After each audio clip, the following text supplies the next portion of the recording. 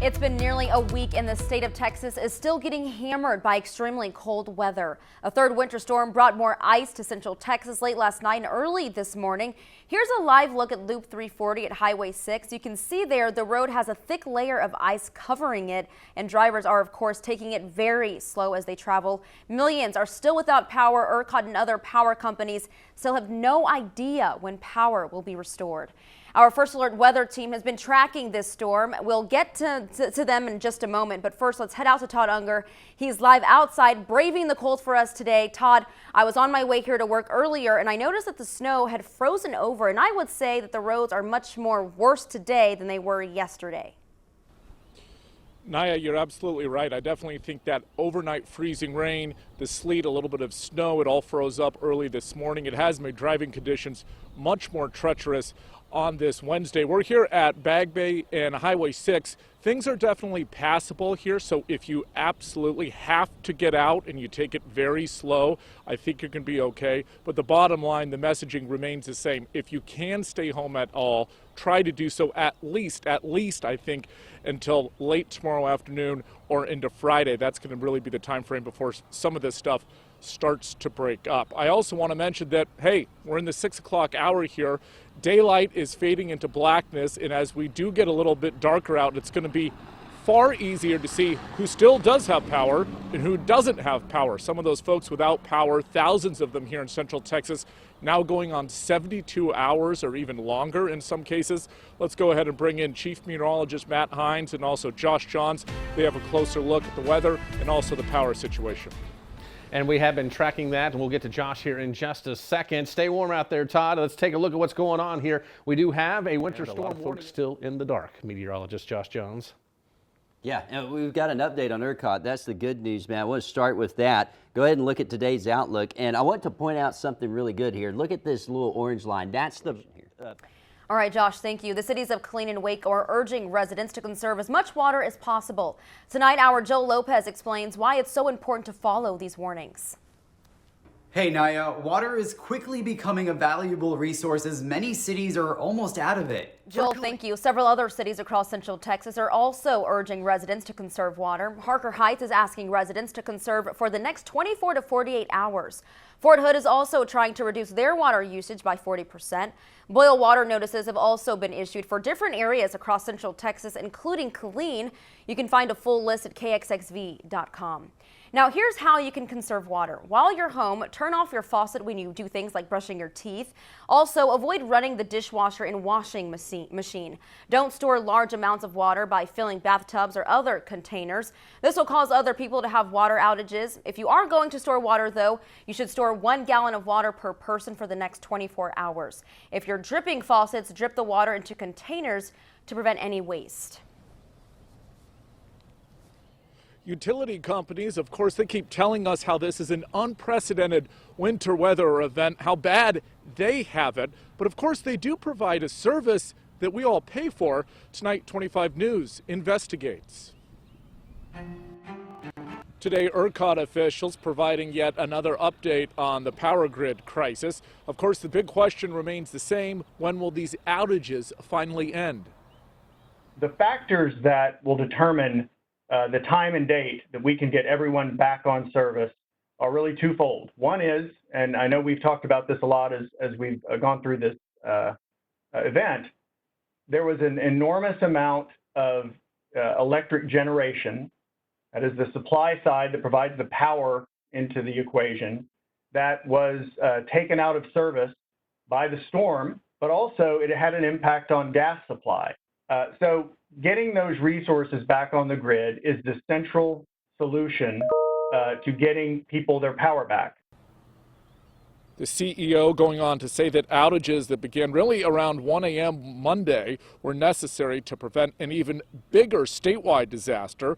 ERCOT says as more generation becomes available, they're using the maximum amount possible to restore power to customers. Officials were unable to provide, though, of course, a specific time for restoration. Meanwhile, Governor Abbott also giving a press conference just a few hours ago this afternoon to provide an update on the state's overall emergency response. Tonight, 25 News reporter Jack Allen with that. Governor Abbott not mincing Jack, words. thank you. Even during these hard times, people are still finding ways to help each other. How a pair of best friends are helping those in need across Central Texas. The state is dealing with freezing temperatures and thousands of power outages. It's a really difficult time. Those warming centers are really playing a critical role. It's a blessing. I wish that all the churches can do it. We've got some great citizens that care more about other people than themselves. We're going to be here right along with you. I know it's a long night for a lot of folks out there. Keep it right here on First Alert 25. We're tracking storms and keeping you First Alert ready.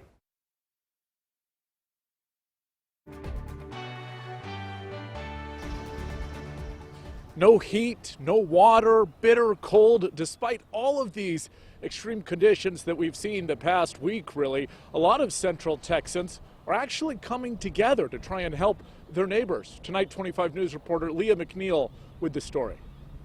Victoria Dill and her best friend Katie. Well, employees at one Killeen convenience store are now trying to help out their community, so much so that they're now being forced to spend the night. Our Adam Schindler has this story. The assistant manager. Welcome back, everyone, to our 6:30 half hour on this Wednesday night. A couple of things to go over quickly just before we get to Matt and Josh back in the Weather Center. The first thing is gas. Up in the DFW area, a lot of gas stations up there are facing shortages, especially with people trying to fill up with unleaded. Here in Central Texas, we know that's been a little bit of an issue too at some stations. So if you are out and about for a very good reason, you should only be on the roads for a good reason, then you might want to think about going ahead and filling up. In relation to the roads, we've been out here at Bagby and Highway 6 for a few hours now. They are passable if you have to go somewhere, but remember, it's going to get a lot colder tonight, and these are going to freeze over again. So any breakup that happened during the day today, that is certainly going to freeze up here in the next few hours. Now let's go ahead and kick it back over to Chief Meteorologist Matt Hines and Josh Johns back in the studio. All right, Todd, stay warm out there. A lot more progress as we go into tomorrow, Matt. All right, Josh, thank you. A Waco woman is now going on day 3 without running water in her apartment. She says a pipe burst in the attic causing her ceiling to collapse. Our Joey Horta has the story you'll only see right here on 25 News. This icy cold weather leading to what someone... Joey, thank you. Well, as Central Texans, as you just saw, work to clean up a mess and stay warm, the Cameron Park Zoo is trying to keep all of their wildlife and all of the animals safe during this Arctic blast. Tonight, 25 News reporter Abby Loring with that story. With over 1,700 animals. Thank you, Abby. Well, just now we're starting to get an idea of all of this winter weather and the impact on the wildlife population across the state of Texas. Biologists from Texas Parks and Wildlife are already out investigating fish kills and assisting in a sea turtle rescue down on the Gulf Coast. In Cameron County, game wardens were recently able to rescue more than 100 brown sea turtles from the frigid temps of the Brownsville shipping channel.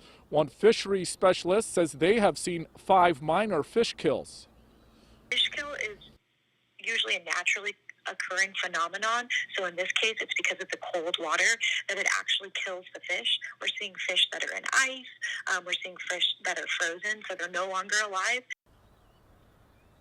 Now you are encouraged to report fish kills to Park and Wildlife at the number on your screen. If you see them or hear about them, you'll know it's a fish kill when you see multiple species floating in the water or on the shoreline. More fish kill reports are expected in the coming days. With so many people using generators and other heating sources, we want to remind you about being careful of carbon monoxide poisoning. It's an odorless, colorless gas that can potentially kill you if you're exposed to it for far too long. We really want to stress the importance of not using generators or propane tanks inside your house. Also, you should never run your car inside the garage, even if the garage door is open. Move your car outside if you need to warm it up. Now, there are several things you can do to prevent carbon monoxide poisoning. You should never use a gas stove or an oven for heating.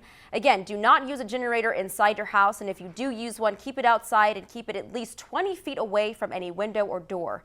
If you have a carbon monoxide detector in your home, make sure that it is working properly. The Texas Ag Commissioner says all of this winter weather we're seeing could have a big negative impact on food supply and distribution. Commissioner Sid Miller saying that ranchers and farmers have reported major disruptions as the temperatures impacted livestock and other ag products. Miller is calling on Governor Abbott to prioritize gas and electricity to farmers and food processors, along with hospitals and also, of course, first responders. The winter weather also having a big impact on gas prices. You might notice this if you go to the pump. Gas Buddy reporting a 15-cent increase in gas prices from last month to now, to an average of $2.53 a gallon. Supply and production problems caused by the frigid temperatures are similar to the effect of a hurricane. Oil production could be reduced by as much as 1 million barrels a day. Prices could go up by the weekend and then could last for the next several months.